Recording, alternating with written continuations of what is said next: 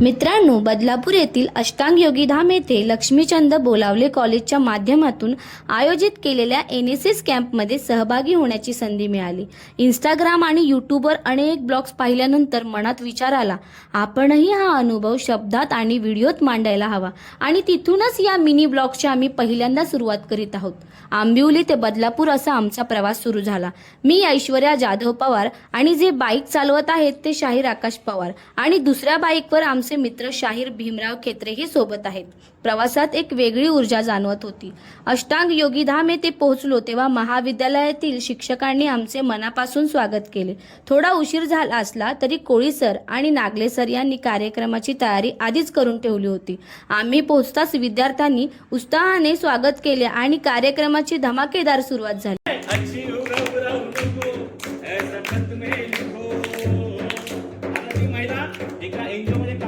महिलांवरती काम करते. तिचा नवरा सांगितलेला असतं की बघ तुझी बायको कोणासोबत उठते बसते, जरा लक्ष दे. शाहीर भीमराव खेत्रे यांनी आपल्या गाण्यातून सांस्कृतिक चळवळ आणि त्यामधील महिलांचे योगदान यावर प्रकाश टाकला. त्यानंतर शाहीर ऐश्वर्या जाधव पवार यांनी आपल्या दमदार आवाजात सावित्रीबाईंचे कार्य उभे केले आणि महिला सक्षमीकरणासाठी सांस्कृतिक चळवळीचे महत्त्व विद्यार्थ्यांना समजावून सांगितले.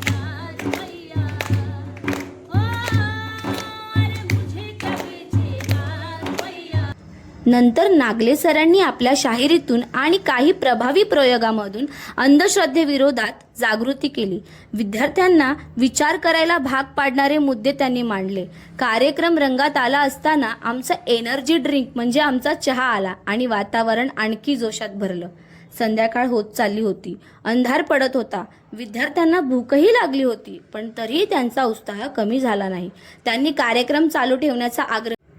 शेवटी राजेंद्र कोळी सर आणि शाहीर आकाश पवार यांनी शेवटी कार्यक्रमात सहभागी होत प्रेम, देशभक्ती, आई वडील आणि मुलांमधील नातं आणि सध्याच्या समाजस्थितीवर संवाद साधला.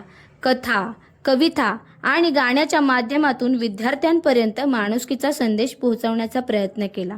कार्यक्रमाच्या शेवटी प्रत्येक विद्यार्थ्यांच्या डोळ्यात नवी उमेद दिसत होती. काहींचे डोळे पाणावले होते. शिक्षकांनी दिलेला सन्मान आणि प्रेम आमच्यासाठी खूप मोठं बळ ठरलं.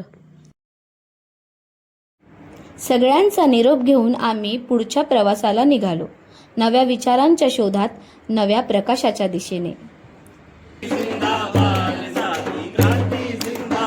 मेरे दिल में ही नहीं पर तेरे दिल में ही सही, हो कहीं भी आग लेकिन आग जलनी चाहिए. मित्रांनो, आमचा मिनी ब्लॉग कसा वाटला आम्हाला कमेंटद्वारे नक्की कळवा. मित्रांनो, तुम्हा सर्वांना दोस्ती जिंदाबाद.